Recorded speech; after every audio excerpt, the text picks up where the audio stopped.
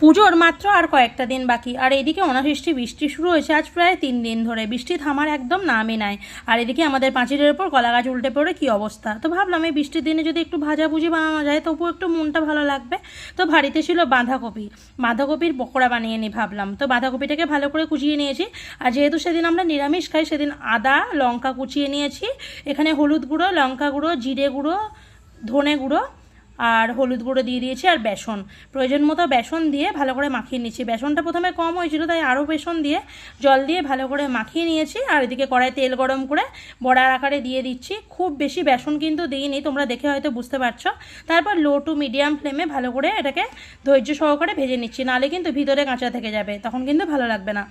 এইটাকে শুকনো মুখে বা মুড়ি দিয়ে যেভাবে ইচ্ছা খেতে পারো, তবে বৃষ্টির দিনে এটা খেতে কিন্তু আমার খুব ভালো লাগে। তোমরা কারা কারা এরকম পকোড়া খেতে ভালোবাসো অবশ্যই কমেন্ট করে জানিও। আজকে ভিডিওটা এখানেই শেষ করছি। সবাই খুব ভালো থেকো।